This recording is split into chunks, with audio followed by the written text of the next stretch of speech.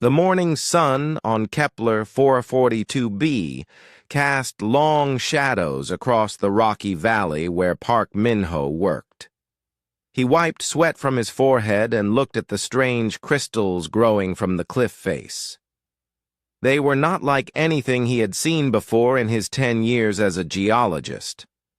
The crystals pulsed with a soft blue light, almost like they were breathing. Min-ho pressed his scanner against one of the larger crystals. The device made excited beeping sounds as numbers scrolled across its screen. The energy readings were off. The charts. These crystals contained more power than the entire New Sol colony used in a week. "Commander Hana, you need to see this," Min-ho spoke into his radio. His voice carried a mix of excitement and worry. Commander Lee Hana's voice crackled back through the radio. "What did you find, Min-ho?" "Energy crystals. Lots of them. They're giving off readings I've never seen before."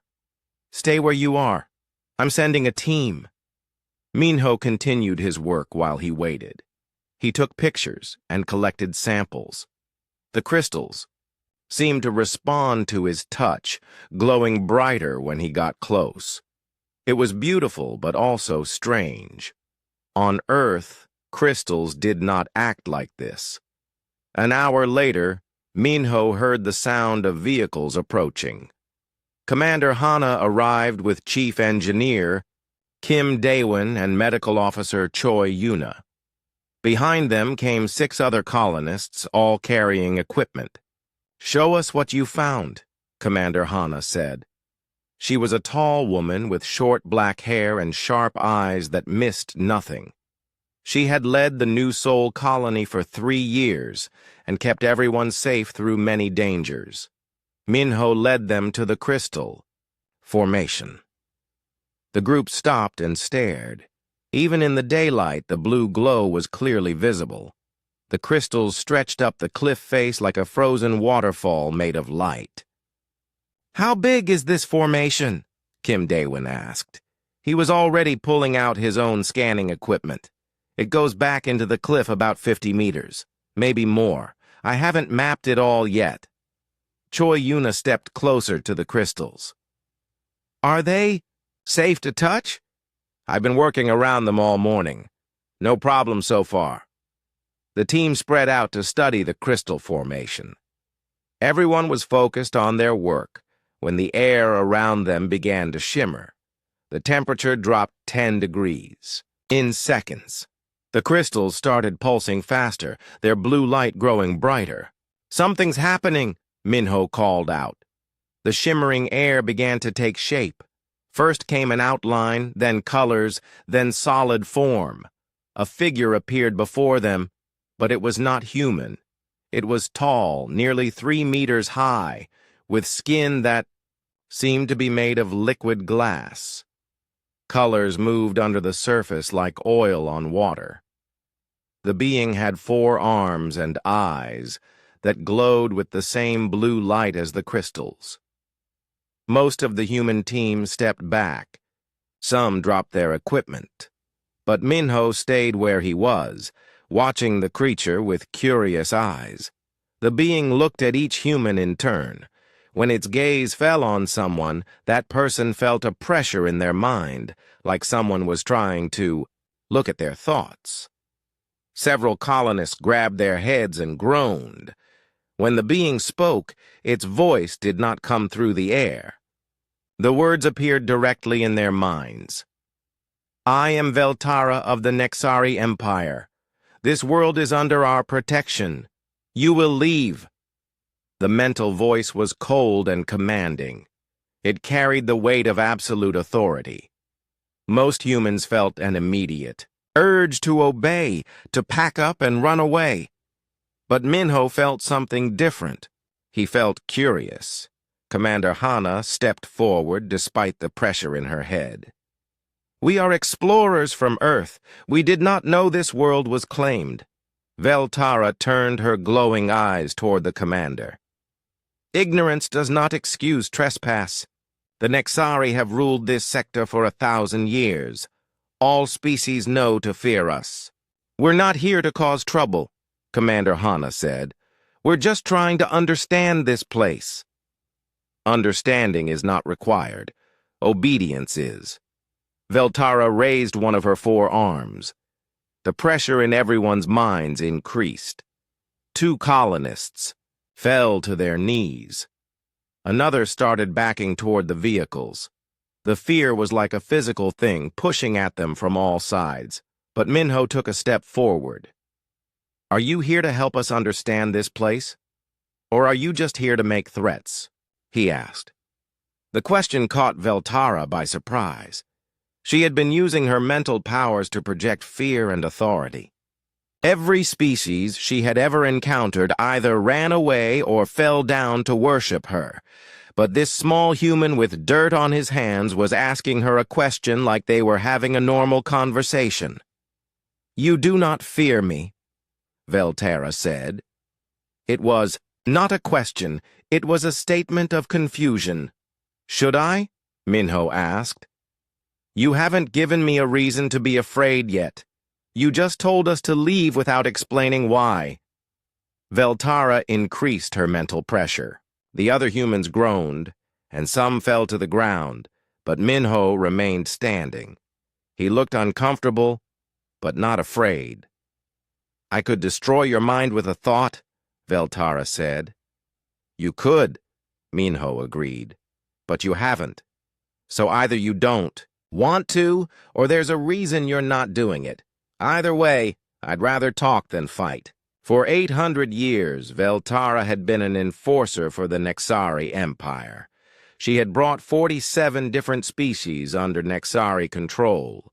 Some fought at first, but they all learned to fear her in the end. Fear was the foundation of Nexari.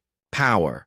Fear kept the galaxy in order, but this human did not seem to understand fear the way other species did.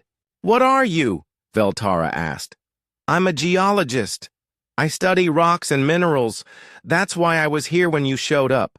These crystals are amazing. Do you know how they work? The question was so unexpected that Veltara actually answered. They are energy collectors. They gather power from the planet's core. That's incredible. How long have they been here? Did your people make them? Veltara found herself explaining without meaning to. They are natural formations. The planet has been growing them for millions of years. We protect worlds like this because they are rare. Protection makes sense, Minho said. We protect special places on Earth too, but we usually try to study them first. That's how we learn to protect them better. Commander Hana watched this exchange with amazement. Her geologist was having a friendly conversation with an alien being who had just threatened to destroy them all. But somehow, it was working. The mental pressure had decreased. The other team members were getting back to their feet. You are different from other species, Veltara said to Minho. Maybe. But different doesn't have to mean dangerous. Different can mean useful. We might be able to help each other. Veltara studied the human more carefully. In 800 years, no one had ever suggested helping the Nexari. The Nexari helped themselves by taking what they wanted from others. The idea of cooperation was strange to her. I will consider this, Veltara said finally. Do not damage the crystals while I decide what to do with you. We won't hurt anything, Minho promised. We just want to understand. Veltara began to fade like morning mist. I will return soon. Do not make me regret showing mercy. She vanished completely, leaving only the scent of ozone in the air. The human team stood in silence for a long moment.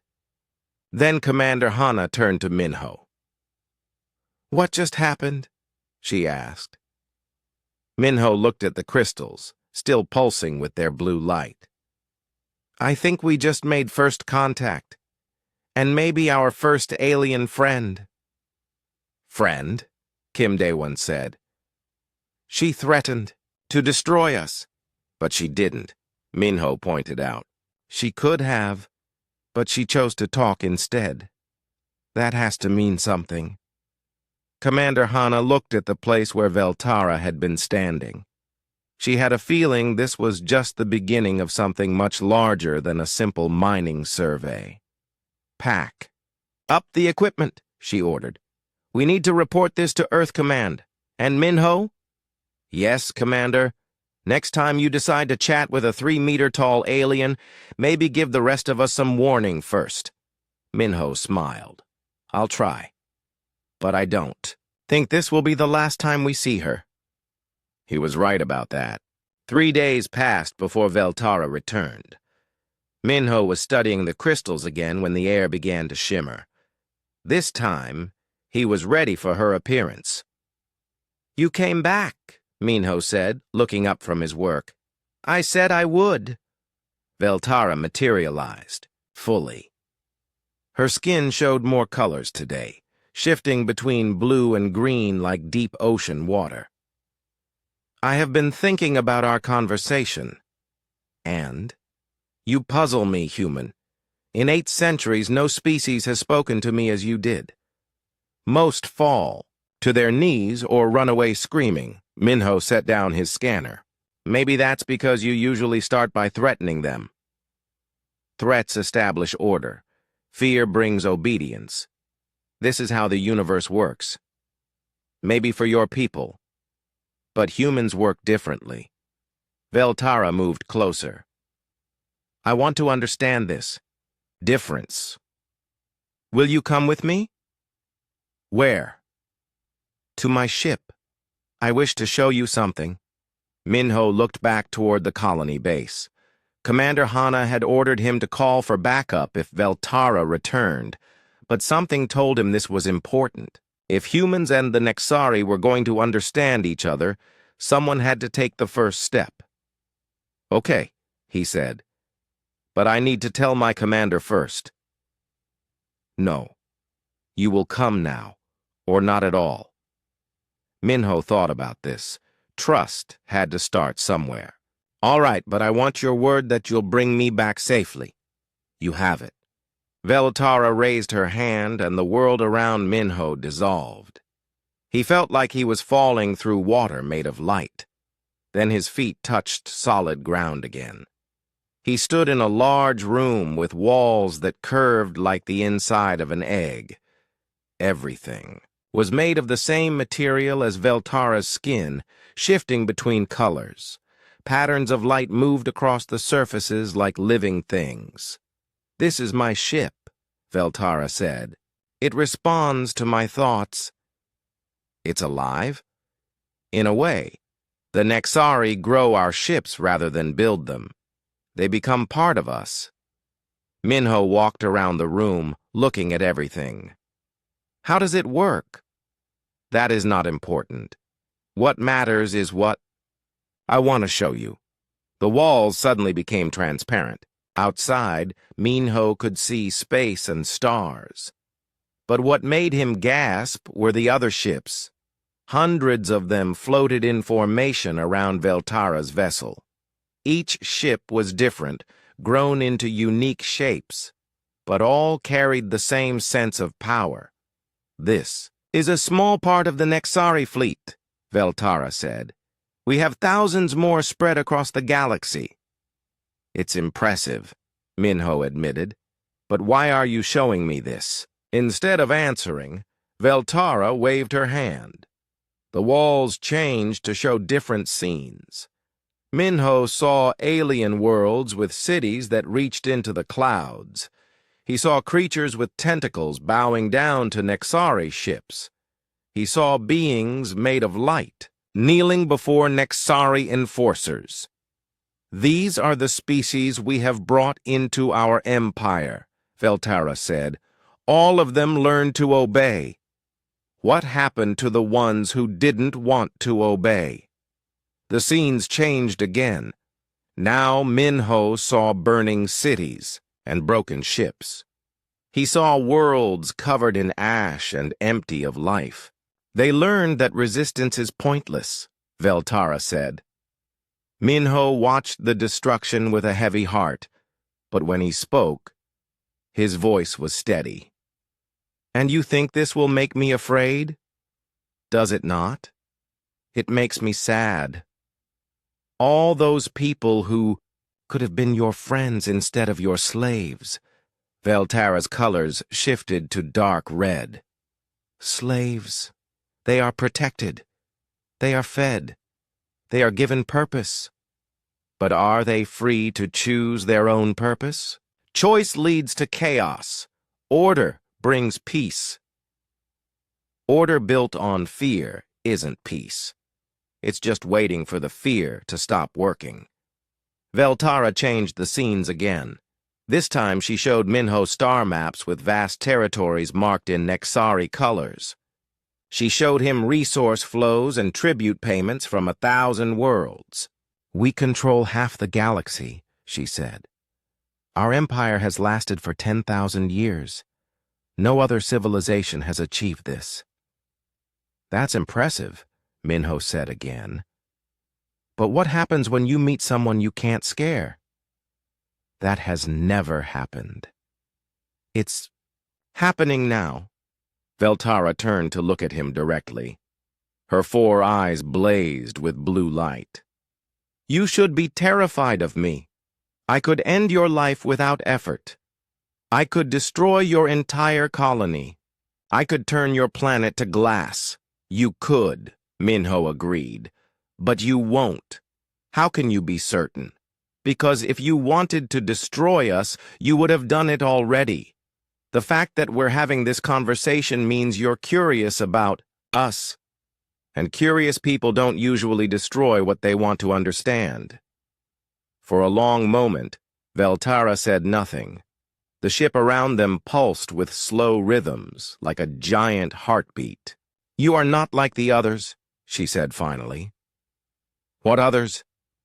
Veltara showed him more scenes. This time, Minho saw first contact situations. He watched as Nexari ships appeared over primitive worlds. He saw the fear in alien faces as beings like Veltara descended from the sky. He saw leaders throwing themselves on the ground, begging for mercy. They all reacted with terror, Veltara said. Even their bravest warriors, even their wisest leaders. The moment they understood our power, they submitted. Maybe because they were alone when it happened. Alone? You always seem to meet with them individually. Leaders separated from their people. But humans work best together. We're stronger as a group than any of us could be alone. Groups can be controlled through their leaders. Human groups work differently. We choose our leaders, and we can choose new ones if the old ones make bad decisions. No one person has absolute power over all of us. This concept seemed to disturb Veltara. Her colors shifted to dark purple. How do you maintain order without absolute authority? We argue a lot, Minho said with a smile. But we usually figure things out eventually.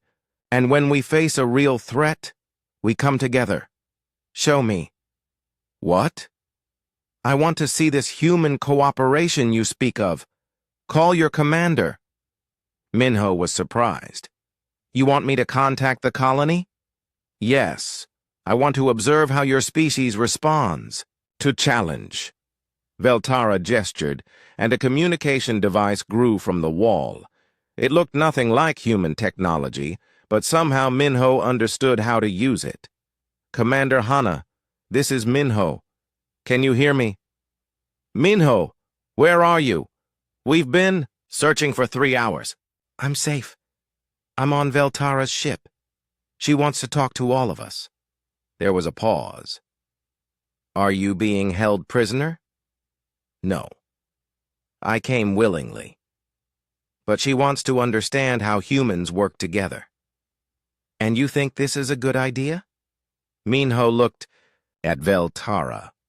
She was watching him with intense interest. I think it might be our only chance to avoid a fight we can't win. Another pause. What do you need us to do? Gather the senior staff. I think she wants to see how we make decisions as a group. Give us 10 minutes. The communication ended. Veltara had been listening to the entire conversation.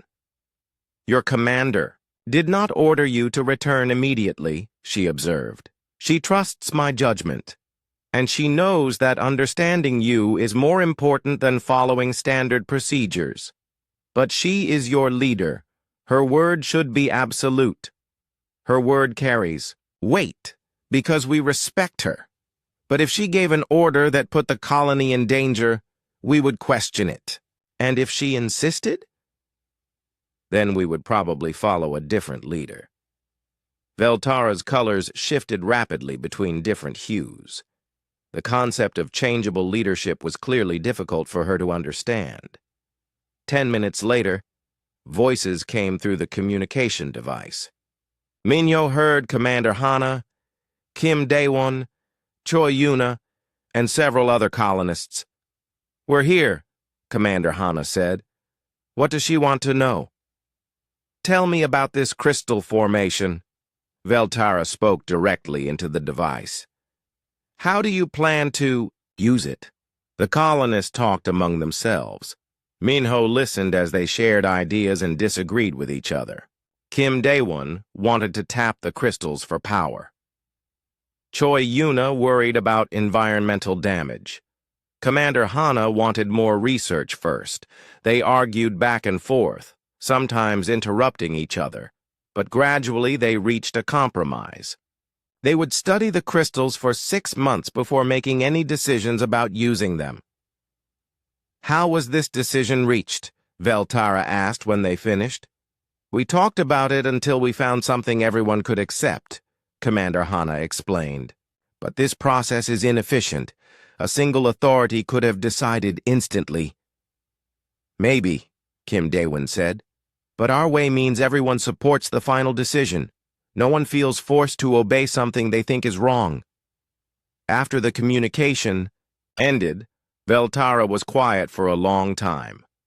Finally, she spoke. Your species is very strange. Different doesn't mean wrong, Minho said. Perhaps not, but different can be dangerous. Only if you make it dangerous. Veltara began to fade again. I must think about what I have learned. I will return you to your people now. The world dissolved around Minho again. When it solidified, he was standing back at the crystal formation. Commander Hana and a security team were running toward him. Are you hurt? She asked. I'm fine, but I think we're about to find out if humans and the Nexari can be friends or enemies. Which way do you think it will go? Minho looked up at the stars where Veltara's ship waited. I think that depends on whether she can learn to see strength in something other than fear. 2 weeks had passed since Minho's visit to Veltara's ship. The new Sol colony buzzed with activity as everyone prepared for what might come next. Commander Hana had ordered all non-essential personnel to stay close to the main base. The defense. Systems, though small, were ready to activate at a moment's notice.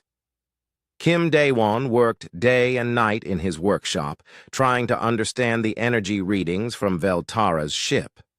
He had never seen technology like it. The energy patterns seemed to shift and change like living things. Every time he thought he understood something, the readings would change completely. It's like trying to measure water with a ruler, he complained to Choi Yuna as she brought him his 4th cup of coffee that day. Maybe that's the point, she replied. Maybe their technology isn't meant to be understood by outsiders. Or maybe it's just so different from ours that we need to think about it in a completely new way. Choi Yuna had her own concerns. 3. Colonists who had been at the first contact site were still suffering from headaches. The mental pressure from Veltara had affected them more than the others. She had run every test she could think of, but found no physical damage.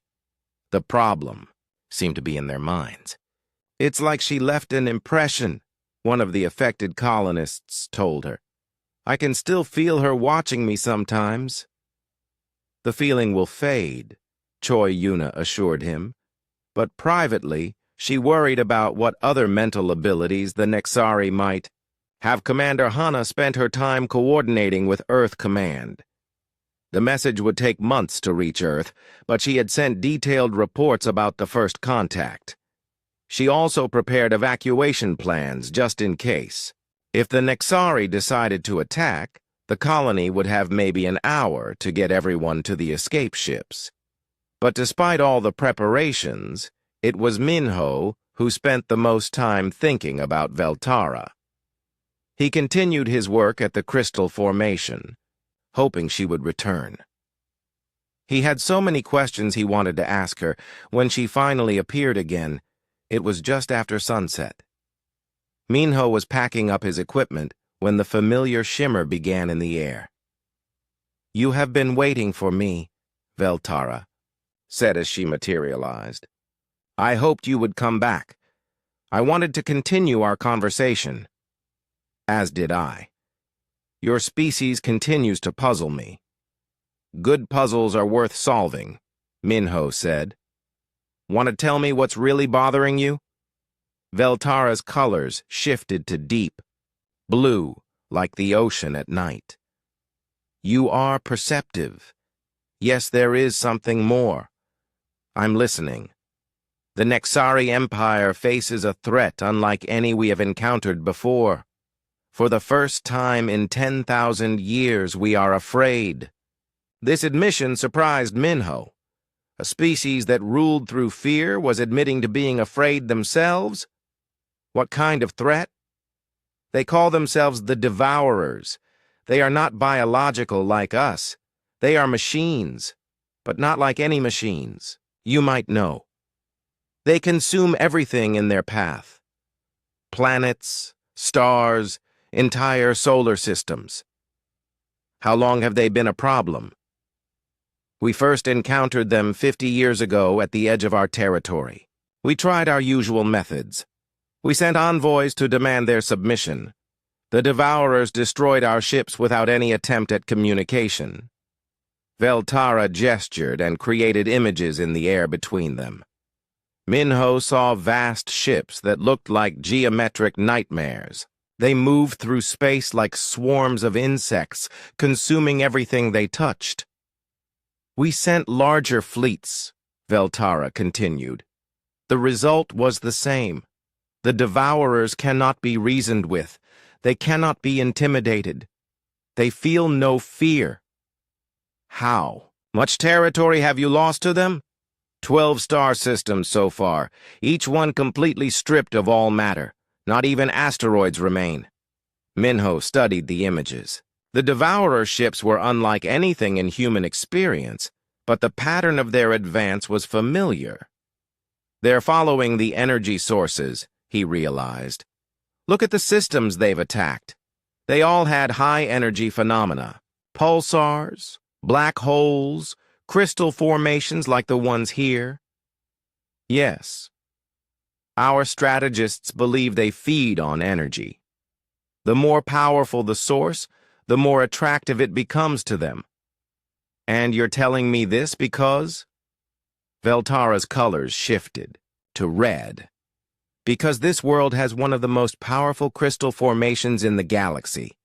The Devourers will come here eventually." "How long do we have?" "Our projections suggest 5 to 10 years before they reach this sector." Minho felt a chill run down his spine. Not just because of the threat, but because of what it meant. "You're not here to conquer us," he said. "You're here because you need help."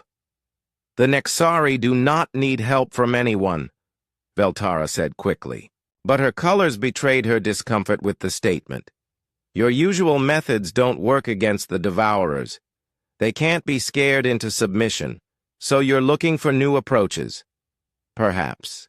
And you think humans might have ideas your people haven't tried." Veltara was quiet for a long moment. When she spoke, her voice was softer than before.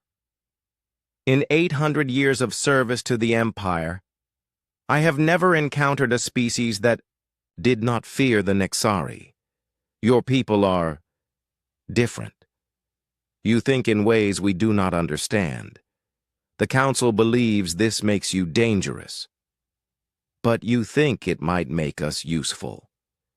I think, Veltara said carefully, that facing extinction changes everything. Minho sat down on a nearby rock. This conversation had taken a turn he wasn't expecting. "Tell me about your empire," he said. "How does it really work?" "What do you mean?" "You control thousands of worlds through fear, but fear only works if people believe you can follow through on your threats. What happens when your subjects realize you're not as all-powerful as you claim?" Veltara's colors darkened. They must never realize this. But they will, eventually. The Devourers are proving that the Nexari can be beaten. Word will spread. Which is why the threat must be eliminated quickly, or why you need to find a different way to hold your empire together. There is no other way. Order requires authority. Authority requires fear. Does it? Or is that just what you've always been told? Minho stood up and walked closer to the crystals. They pulsed with their steady blue light, unchanged by the conversation happening around them. "Let me tell you about human history," he said. "We've tried ruling through fear too. It never lasts. The strongest human empires were built on cooperation, not conquest. Your species has had empires. Many of them. Some lasted for centuries. But the ones built on fear always fell apart eventually. People got tired of being afraid. They found ways to fight back, or they just stopped obeying. And the cooperative empires? They evolved. They changed into something better. Nations that worked together instead of ruling over each other. Veltara processed this information. But humans still have wars. Yes, we do. We're not perfect. But we learned that working together usually gets better results than fighting. Even when facing extinction? Especially then. Minho turned to face her directly. "That's why you're really here, isn't it? Your people don't know how to work with others. You only know how to dominate or be dominated. But the Devourers can't be dominated, so you need to learn cooperation." Veltara's colors shifted rapidly between different hues. She was clearly struggling with the concept. "The Nexari have ruled for 10,000 years, she said. "We are the most advanced civilization in the galaxy, and yet you're losing to machines." "Yes. Maybe being the most advanced isn't the same as being the most adaptable." "What do you mean?" "Humans survived ice ages, asteroid impacts, and global plagues not because we were the strongest or the smartest. We survived because we could adapt. We could change when we needed to." Change is chaos. Change is evolution. And evolution is how species survive. Veltara stood silent for several minutes. Her ship hung in the sky above them, its biomechanical form pulsing with its own internal rhythms. "What would you do?" she asked finally. "If you faced the Devourers?" "I don't know," Minho admitted, "but I wouldn't face them alone. I'd gather every ally I could find. I'd share information and resources. I'd look for solutions that no single species could find by themselves." "The Nexari do not have allies. We have subjects. Then maybe it's time to make some allies. And you believe humans could be such allies?" "I think humans could help you learn how to make allies. We're good at bringing different groups together." Veltara began to fade again. "I must return to my ship. The Council expects a report on your species." "What will you tell them?" "I do not know yet. But our conversation has given me much to consider. Veltara?" She paused in her fading. "Yes?" Whatever you decide, remember that fear is a tool for survival, not a way of life. And sometimes, the best way to survive is to help others survive too. She vanished completely, leaving Minho alone with the glowing crystals and his thoughts. Above, her ship moved across the stars like a living constellation. Back at the colony base, Commander Hana was waiting for his report. "How did it go?" she asked. "Better than expected, but worse than hoped," Minho said. "We're not just dealing with first contact anymore. We're dealing with a galactic war." "Explain." Minho told her everything Veltara had shared. About the Devourers, about the failing Nexari Empire, about the choice that lay ahead. "So we're caught between a rock and a hard place," Commander Hana said when he finished. "More like between a falling empire and a consuming swarm. But there might be a third option. Which is? We help them find a better way to survive. And maybe, just maybe, they help us survive too." When Veltara returned 5 days later, she brought more than just herself. 3 other Nexari appeared with her, each one different in color and size. Minho was working at the crystal formation when they materialized around him. "Do not be alarmed," Veltara said as Minho looked at the newcomers. "These are my advisors. They wish to observe." "Observe what?" "Your explanation of human survival methods." Minho set down his scanner and looked at each of the Nexari in turn. They watched him with the same glowing eyes as Veltara, but their colors were more muted. He could sense their skepticism. "What exactly do they want to know?" "How your species survived without an empire. How you overcame threats without absolute authority. How you—" Veltara paused, her colors shifting. "How you turned fear into strength." "That's a big topic. Where should I start?" "The beginning." Minho thought for a moment. "Okay, but this might take a while." He sat down on his usual rock and gestured for the Nexari to come closer. They remained standing, but their attention was focused on him completely. "Humans almost went extinct many times," Minho began. "Ice ages that froze most of our planet. Volcanic eruptions that blocked out the sun. Diseases that killed half our population. Each time we came close to disappearing forever." "How did you survive?" one of the advisor Nexari asked. Its voice was higher pitched than Veltara's. "We adapted. When the ice came, we learned to make fire and build shelters. When the volcanoes erupted, we learned to store food and find new places to live. When diseases spread, we learned to care for the sick and develop medicine. But adaptation requires knowledge," another advisor said. "How did primitive beings acquire such knowledge?" "We shared it. When one human discovered something useful, they taught it to others. When one group solved a problem, they shared the solution with other groups." "Even with competing groups?" Veltara asked. "Sometimes, when the threat was big enough, competition became less important than survival." Minho stood up and walked to the crystal formation. "Let me give you an example. About 70,000 years ago, a volcano called Toba erupted on our world. It was so massive that it blocked out the sun for years. The global temperature dropped, plants died, animals died. Most humans died too." "How many survived?" the third advisor asked. "Scientists think maybe 10,000 humans in the entire world, maybe less." The Nexari exchanged glances. Their colors shifted to darker hues.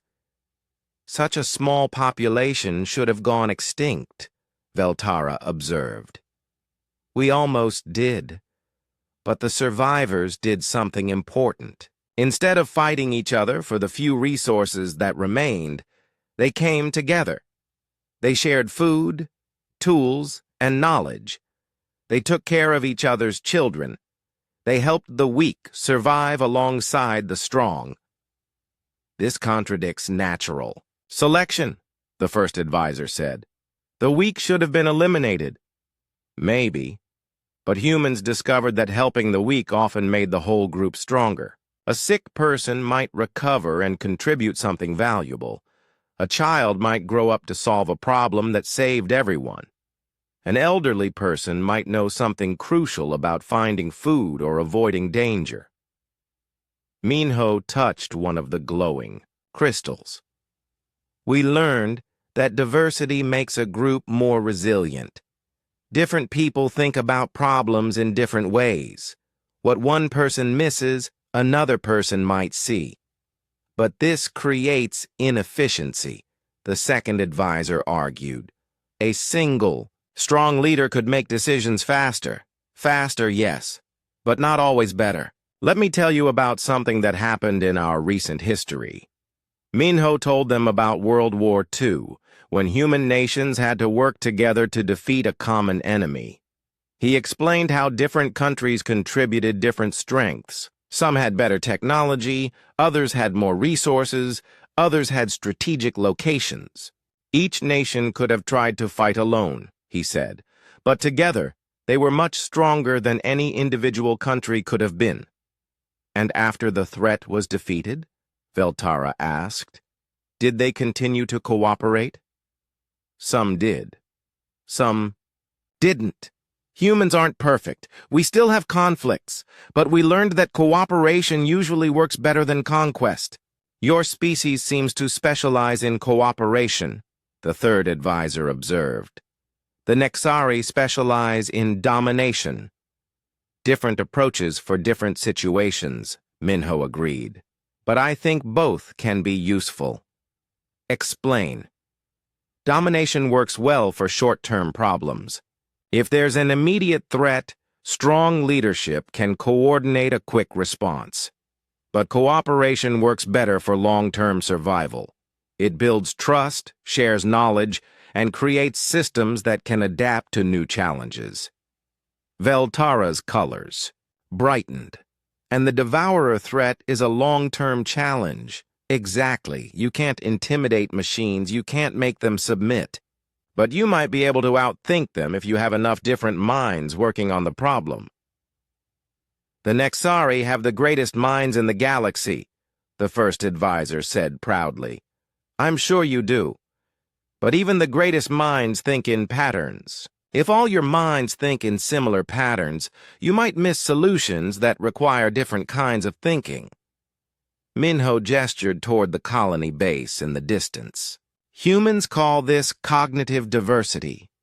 We do our best work when we bring together people who think about problems in completely different ways. Give us an example, Veltara requested. Okay. When we first encountered your crystal formation, I approached it as a geologist. I wanted to know how it formed and what it was made of. Kim Daewin approached it as an engineer. He wanted to know how it could be used. Choi Yuna approached it as a doctor. She wanted to know if it was safe for humans to be around. 3 different perspectives, the second advisor noted. Right. And together, those perspectives gave us a much better understanding of the crystals than any one of us could have achieved alone. But how do you coordinate such diverse thinking? The third advisor asked. Without strong authority, how do you prevent chaos? We argue, Minho said with a smile. The Nexari looked confused. We disagree with each other. We debate. We challenge each other's ideas. Sometimes we get angry, but eventually we find solutions that work for everyone. This sounds inefficient, the first advisor said. It is inefficient, but it's also robust. When we finally agree on something, it's usually because we've tested the idea from every angle we can think of. Veltara had been quiet during this exchange, but now she spoke up. Show them the communication from your colony. Minho was surprised. You want me to call Commander Hana again? Yes, but this time, present them with a difficult problem. Show my advisors how humans work together under pressure. Minho activated his communicator. Commander Hana, are you available? Of course. What's the situation? Veltara is here with 3 other Nexari. They want to see how we handle complex problems as a group.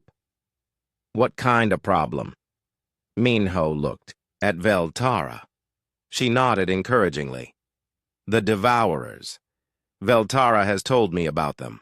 I think we need to discuss what we would do if they came here. There was a pause.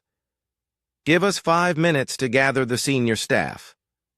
While they waited, the Nexari advisors asked more questions about human cooperation. Minho explained concepts like democracy, scientific peer review, and emergency response teams. Your species seems to trust each other more than is wise, the second advisor observed. Trust is risky, Minho agreed. But so is not trusting. We've found that most people are more trustworthy than they first appear, especially when they're working toward a common goal.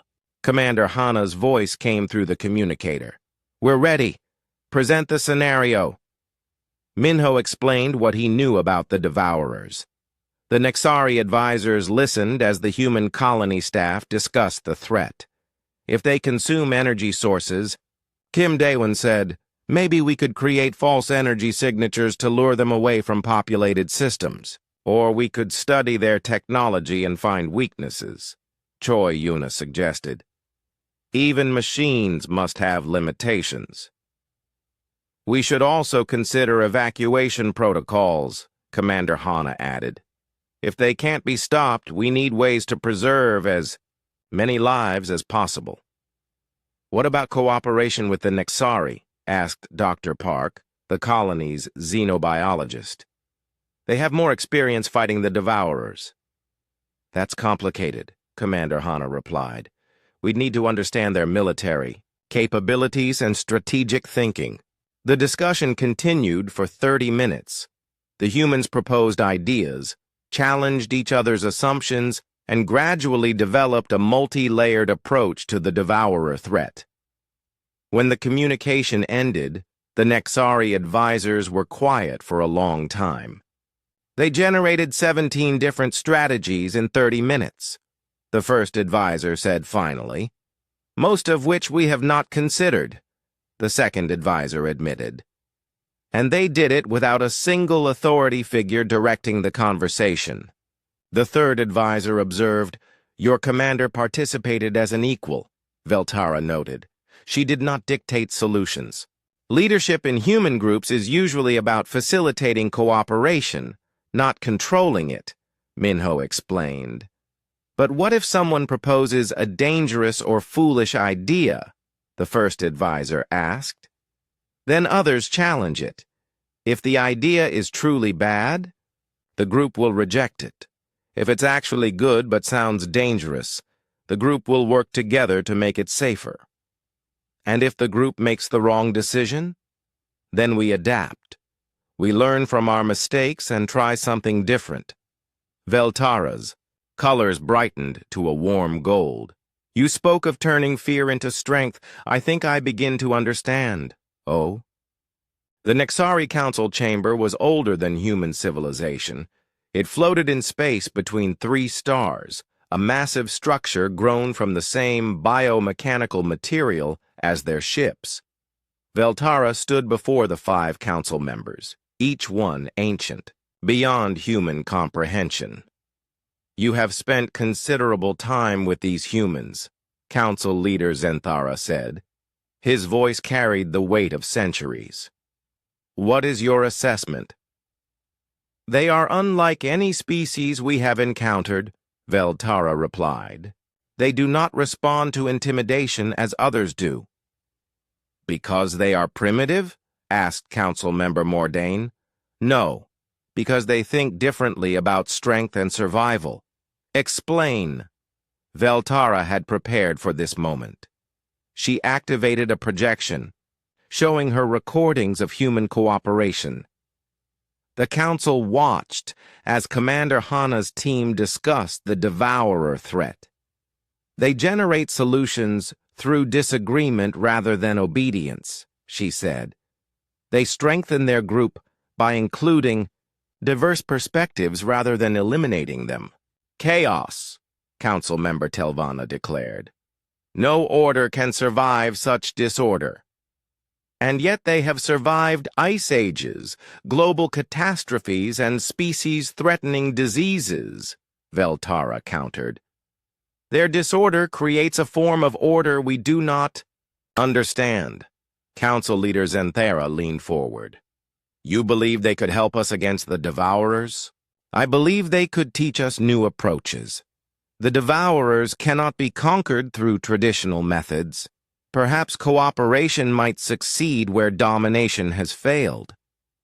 The Nexari do not cooperate, Council Member Harton said coldly.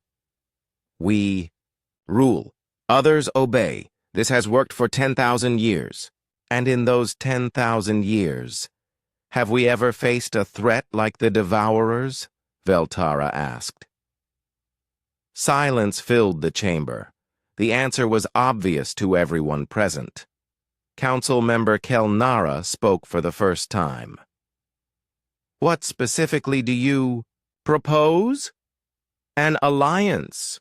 We share our technology and resources. The humans share their problem-solving methods and adaptability. Together, we develop new strategies against the Devourers. Unacceptable, Telvanna said immediately. The humans must submit to Nexari authority or be eliminated as a potential threat.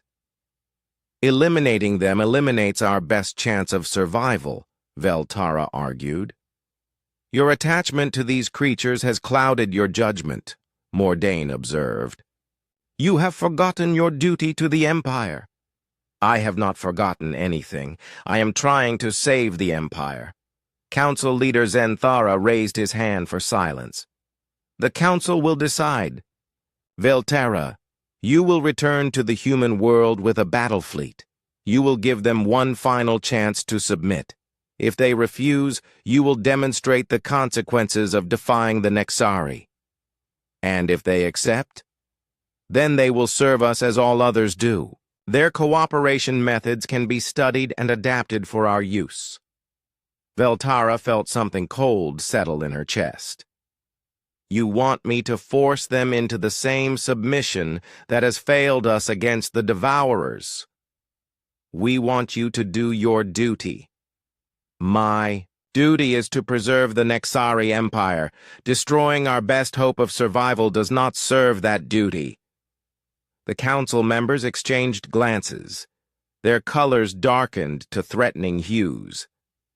You will follow your orders, Enforcer Veltara, Zenthara said, or you will be replaced by someone who will. Veltara bowed her head. I understand. But as she left the council chamber, she was already making a different choice. 2 days later, Minho was working at the Crystal Formation when Commander Hana's voice came through his communicator. Minho, you need to see this. Get back to base. Immediately! What's wrong? Just come, now. Minho packed his equipment quickly and drove back to the colony. When he arrived, he found everyone gathered outside, looking up at the sky. Commander Hana handed him a pair of binoculars. Look, she said, pointing toward the horizon. Minho raised the binoculars and felt his heart sink. Ships filled the sky, dozens of them, all bearing the distinctive biomechanical design of the Nexari. They hung in formation like predators circling prey. When did they arrive? He asked. An hour ago. They're just sitting there, not responding to our communications. Maybe they're waiting for something. Or someone. As if summoned by their conversation, the familiar shimmer began to appear in front of the colony base. But this time, Veltara was not alone. She materialized alongside 5 other Nexari, all of them larger and more intimidating than she was.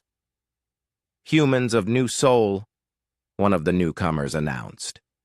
His voice boomed across the colony grounds. "I am Fleet Commander Torvain. You will gather all your people here immediately." Commander Hana stepped forward. "We're here. What do you want?" "You will submit to Nexari authority. Your world and your people will become part of our empire. You have 1 hour to comply. And if we refuse," Minho asked, stepping up beside his commander, "then you will share the fate of all who oppose us." Torvain gestured toward the sky. The Nexari ships began to glow with gathering energy. The threat was unmistakable, but Commander Hana did not step back. Neither did Minho. One by one, the other colonists moved to stand beside them. Kim Daewon, Choi Yuna, Dr. Park, all of them, forming a line of quiet defiance. "We've seen what happens to species that submit to you," Commander Hana said. "They become slaves in all but name. That's not the future we want for humanity." "Then you choose extinction," Torvain replied. "We choose freedom," Minho said, "even if it costs us everything." Veltara had been silent during this exchange, but now she moved forward. Her colors were different today, cycling through hues that seemed to reflect deep internal conflict. "Commander Torvain," she said, "these humans have shown me something important. They are not like other species. They are insects who refuse to acknowledge their place in the natural order," Torvain replied. "Nothing more. They are the key to defeating the Devourers. The Nexari need no keys. We will find our own solutions, as we have for the past 50 years. While 12 star systems burned, Torvain's colors darkened dangerously. "You forget yourself, Enforcer. I remember my duty to the Empire." Veltara turned to face the human line. When she spoke, her voice carried clearly across the colony grounds. "Humans of new soul. I came here expecting to find another species to add to our empire. Instead, I found teachers. You have shown me that strength does not require others to be weak. That order does not require absolute obedience. That survival does not require conquest." "Enough," Torvain commanded. "You will follow your orders." "My orders are to preserve the Nexari Empire. These humans are our best hope of doing that. They are a threat to our authority." "No," Veltara said, her colors brightening to brilliant gold. "They are an example of a better way." She raised her hand and energy began to gather around her, but instead of pointing it at the humans, she turned toward Torvain. "I cannot allow you to destroy what might save us all. You would betray your own species for these primitives. I would save my species from its own stubbornness." The energy discharge was brief, but decisive. Torvain collapsed, his biomechanical systems overloaded. The other Nexari enforcers moved to attack Veltara, but she was ready for them. In the sky above, the Nexari fleet began to fragment. Some ships moved to attack Veltara's vessel, others hesitated, uncertain of their orders. A few began to withdraw entirely.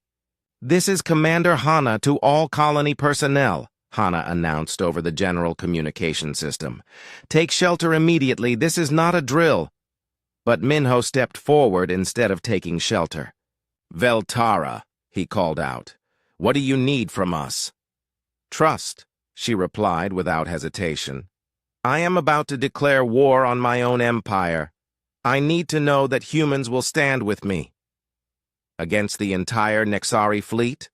Against everyone who refuses to see that the old ways are leading us all to extinction?" Minho looked at Commander Hana. She nodded slightly. "We'll stand with you. he said. Not because we're not afraid, but because some things are worth being afraid for. Veltara's response sent shivers down Minho's spine, but this time it was from hope rather than fear. Then today, she said, we begin something new. Not an empire built on fear, but an alliance built on choice. The battle that followed was brief, but decisive. Veltara's ship, augmented by data she had gathered about human cooperation strategies, coordinated a defense that confused and scattered the Nexari fleet. Ships that had never worked as equals before found themselves adapting to new tactical approaches. When the fighting ended, nearly half the Nexari fleet had joined Veltara's rebellion. The other half had withdrawn to report to the Council. They'll be back, Veltara warned as she stood among the human colonists, with larger fleets and better preparation. Let them come, Commander Hana said. We'll be ready. How can you be certain? Because we won't be facing them alone, Minho replied. We'll have allies, and allies working together are stronger than any empire built on fear. 6 months later, the first joint human Nexari research station was operational. Scientists from both species worked side by side, sharing knowledge and developing new technologies. The station served as a beacon for other species who had grown tired of Nexari domination. Veltara stood with Minho on the station's observation deck, watching ships arrive from a dozen different worlds. Each brought their own knowledge and perspectives to the growing alliance. Do you think it will work? She asked. This cooperation of yours? I think it's our best chance, Minho replied. And sometimes that's enough.